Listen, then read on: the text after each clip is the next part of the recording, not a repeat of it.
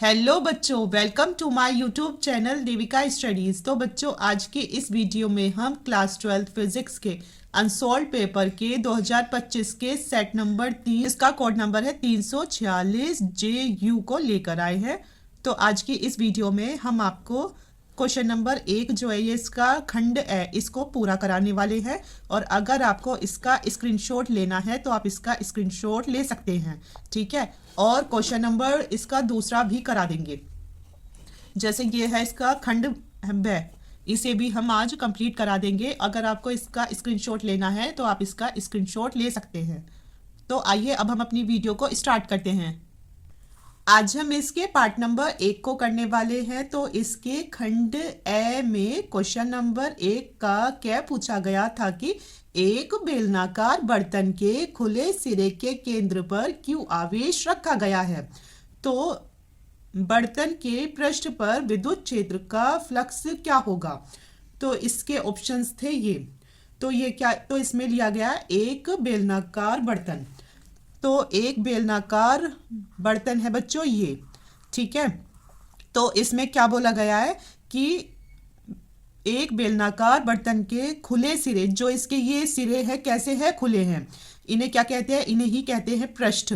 और इसका जो केंद्र है तो वो होता है ये। तो इसमें बोला गया है कि इसके केंद्र पर क्यू आवेश रखा गया है। तो इसके बीच में क्यू आवेश है।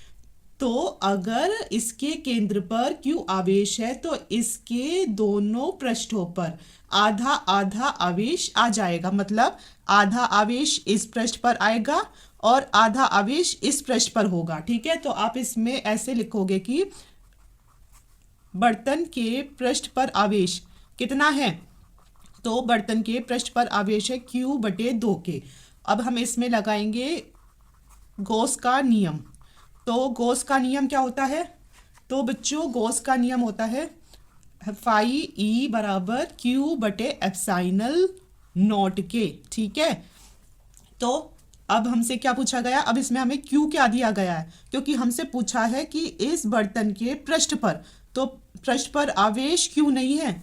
तो जो पृष्ठ पर आवेश होगा तो वो होगा Q/2ε0। तो जो इसका आंसर होगा तो ये होगा Q/2ε0 के। तो इसका ये करेक्ट आंसर होगा, ठीक है। अब इसमें दूसरा क्वेश्चन पूछा गया था क्या, अब इसमें दूसरा क्वेश्चन पूछा गया था कि पूर्व दिशा में प्रक्षेपित एक इलेक्ट्रॉन चुंबकीय क्षेत्र द्वारा उत्तर दिशा की ओर विक्षेपित हो जाता है।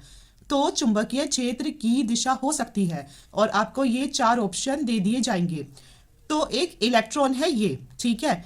तो ये बेचारा जा रहा था इस पूर्व दिशा में, पर जो चुंबकीय क्षेत्र है ये इतना चंट है, इसने इसे उत्तर दिशा में धकेल दिया।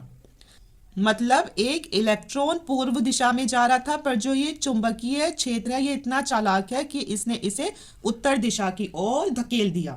तो अगर एक इलेक्ट्रॉन पूर्व दिशा में गति कर रहा है और चुंबकीय क्षेत्र इलेक्ट्रॉन को पूर्व दिशा से मोड़कर उत्तर दिशा की ओर धकेल रहा है, तो फ्लेमिंग के बाएं हाथ के नियम के अनुसार चुंबकीय क्षेत्र की दिशा इस तल के लंबवत ऊपर की ओर हो सकती है।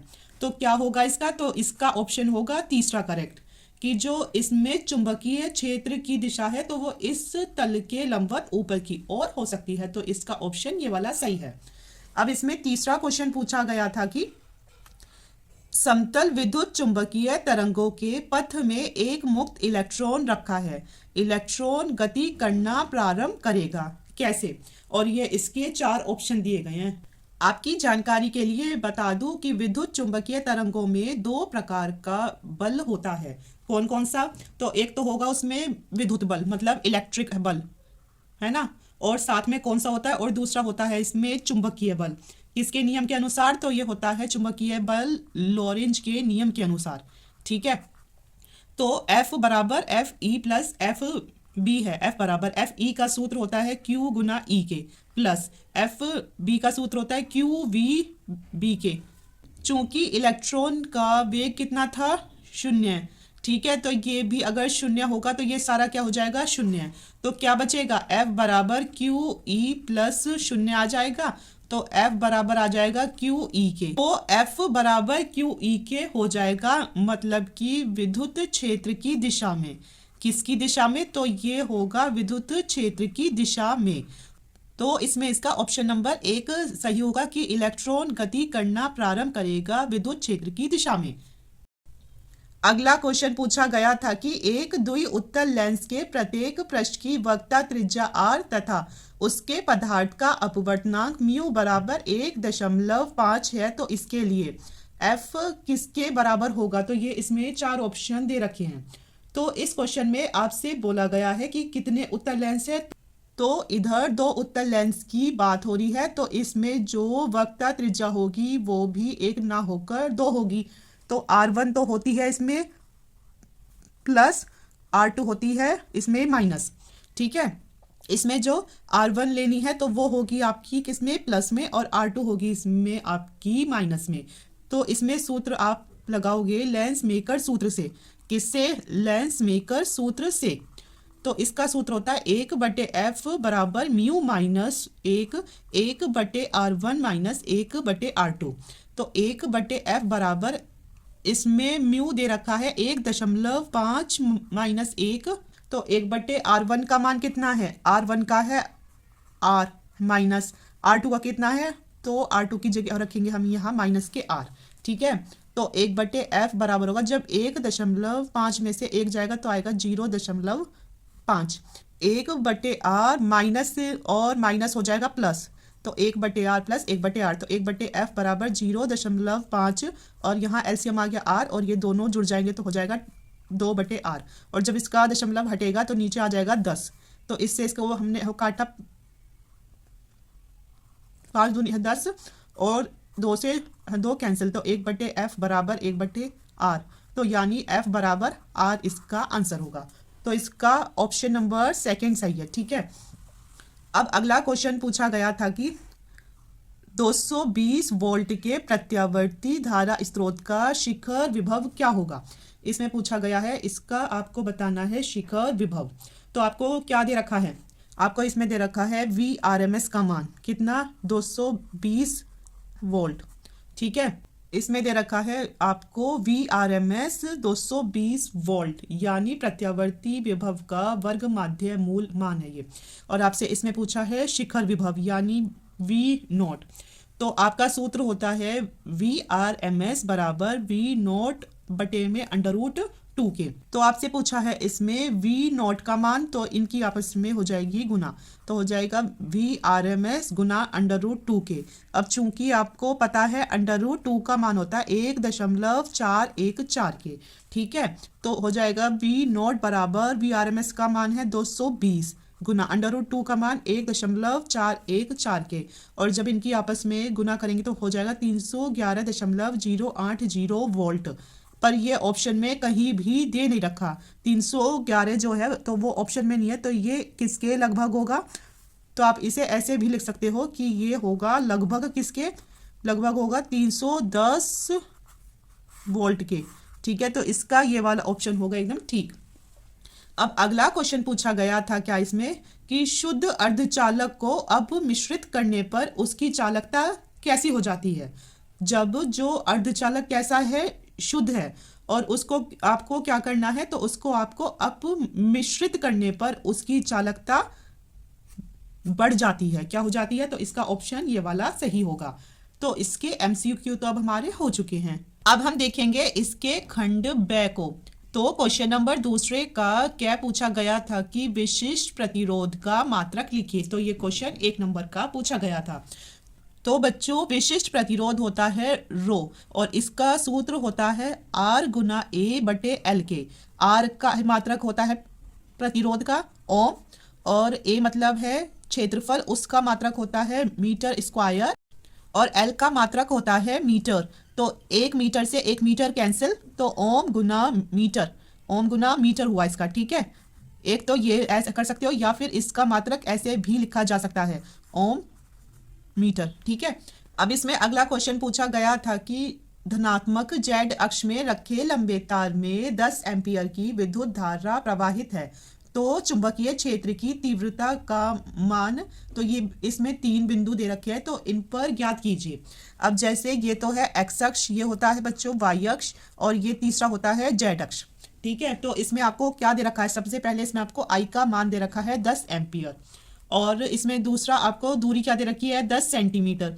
तो इस 10 सेंटीमीटर को आप करोगे पहले इसे मीटर में चेंज, तो 10 की घात -2 से हो जाएगी इसमें गुना, और जब 1 में से 2 जाएगा तो आएगा 10 की घात -1 मीटर के। अब आप इसमें लिखोगे सीधे तार के कारण उत्पन्न चुंबकीय क्षेत्र, उत्पन्न चुंबकीय क्षेत्र। तो चुंबकीय क्षेत्र का सूत्र होता है B बराबर μ0 I/2 π r के। पर हम इसमें क्या कर सकते हैं, अगर हम इसमें ऊपर नीचे 2 से गुना कर दे तो ये क्या हो जाएगा, तो ये हो जाएगा μ0 2I, और यहाँ पे 2 से होगी तो हो जाएगा 4 पाई इंटू आर के। तो ये हो जाएगा अब हमारा बी का सूत्र, क्योंकि अब आपको पता है कि μ0/4 पाई का सूत्र क्या होता है, तो इसका जो मान होता है तो ये होता है 10 की घात -7 के। तो इसकी जगह हम रख देंगे क्या 10 की घात -7, तो ये आ गया 10 की घात -7 गुना 2 गुना आई का मान है 10 एम्पियर, आर का मान कितना है 10 की घात -1, तो इसमें b बराबर होगा 2 गुना 10 की घात -7 ऐसी है, और जब ये 10 की घात -1 ऊपर जाएगी तो ये हो जाएगी 10 की घात +1 येरी, और 1 येरी तो कितनी हो गई 2, तो आ जाएगा ये। तो इसे हम लिख देंगे b बराबर 2 गुना, अगर 7 में से 2 जाएगा तो आएगा 10 की घात -5 टेस्ला के। तो इसका आंसर क्या है, तो इसका चुंबकीय क्षेत्र होगा ये। ठीक है, अब है तीसरा क्वेश्चन पूछा गया था इसमें, लेंज का नियम क्या है। किसी वैद्युत परिपथ में प्रेरित विद्युत वाहक बल अथवा प्रेरित धारा की दिशा सदैव ऐसी होती है कि यह उस कारण का विरोध करती है जिससे वह स्वयं उत्पन्न होती है, इसे ही लेंज का नियम कहते हैं। तो आखिर लेंज का नियम क्या होता है, तो जो इसमें जैसे ये क्या है, तो ये है एक विद्युत परिपथ, ठीक है, कुंडलीय मतलब, तो इसमें जो धारा है वो तो ऐसे जा रही है, और जो इसकी प्रेरित धारा है वो ऐसे जा रही है, तो मतलब ये इसके उल्टी जा रही है। किसी वैद्युत परिपथ में जैसे कि ये है प्रेरित विद्युत वाहक बल अथवा प्रेरित धारा की जो दिशा है तो वो सदैव ऐसी होती है कि यह उस कारण का विरोध करती है जिससे वह स्वयं उत्पन्न होती है, इसे ही लेंज का नियम कहते हैं। अब अगला क्वेश्चन पूछा गया था कि पूर्ण आंतरिक परावर्तन क्या है। तो बच्चों इसका सॉल्यूशन आपको मैंने सेट नंबर 1 में करा रखा है, और उसमें क्वेश्चन नंबर दूसरे का क्या पूछा गया था ये, ठीक है, तो उसमें से जाकर आप इसे कर लेना। तो आप खुद देखो कि ये पूर्ण आंतरिक परावर्तन कितना इम्पोर्टेंट है, क्योंकि 2025 के 2 सेट में तो ये अब तक दिख चुका है। तो अगला क्वेश्चन पूछा गया था कि कार्यफलन की परिभाषा दीजिए। तो किसी धातु की सतह से इलेक्ट्रॉनों को बाहर निकालने के लिए आवश्यक न्यूनतम ऊर्जा को ही कार्यफलन कहते हैं। इसे W0 या φ0 से दर्शाते हैं। मतलब किसी धातु की सतह से, मतलब कि कोई क्या आ रहा है, फोटोन आ रहा है, कोई आ रहा है प्रकाश, या फिर जिसे कह देते हैं क्या फोटोन। तो फोटोन क्या होता है, तो फोटोन होता है कि वो प्रकाश जो कि छोटे छोटे पैकेटों के रूप में आता है, ठीक है। तो ये है एक धातु, इसमें क्या है, इलेक्ट्रॉन है। तो इसकी जो सतह है, इससे इलेक्ट्रॉन को निकालने के लिए जितनी आवश्यक न्यूनतम ऊर्जा चाहिए, जितनी आवश्यक न्यूनतम ऊर्जा चाहिए उसे ही कार्यफलन कहते हैं। तो कार्यफलन आया समझ में, क्या होता है कि किसी धातु की सतह से इलेक्ट्रॉनों को बाहर निकालने के लिए आवश्यक न्यूनतम ऊर्जा को ही कार्यफलन कहते हैं। इसे W0 या φ0 से दर्शाते हैं। अब अगला क्वेश्चन पूछा गया था, ये जो है ये इसका है, ठीक है ना। अब अगला क्वेश्चन पूछा गया था कि फोटोन की ऊर्जा का व्यंजक और प्लांक नियतांक h एवं तरंग दैर्घ्य लैम्डा के पदों में लिखिए। तो इसे कैसे करेंगे, अभी समझाया है। फोटोन क्या होते हैं कि जो सूर्य का प्रकाश है उससे जो ये प्रकाश छोटे छोटे पैकेटों के रूप में आता है, उसे ही कहते हैं फोटोन। तो इस जो फोटोन की ऊर्जा होती है तो ये होती है ई बराबर एच न्यू, ई बराबर एच न्यू। और चूंकि आपको पता है न्यू बराबर होता है सी बटे लेमडा के, तो इसकी जगह रख दो सी बटे लेमडा, तो फोटोन की ऊर्जा क्या हो जाएगी, तो ये हो जाएगी ई बराबर एच इंटू सी बटे लेमडा के। ठीक है, हाँ, तो ये है फोटोन की ऊर्जा का व्यंजक। तो बच्चों आज की वीडियो में इतना ही। आज तबीयत थोड़ी ठीक नहीं है, इसलिए आज की वीडियो थोड़ी छोटी ही रखते हैं। और अगर आपको जानकारी पसंद आई हो तो अपने दोस्तों के साथ ज़्यादा से ज़्यादा शेयर कीजिए और हमारे चैनल को सब्सक्राइब कीजिए। Thank you so much.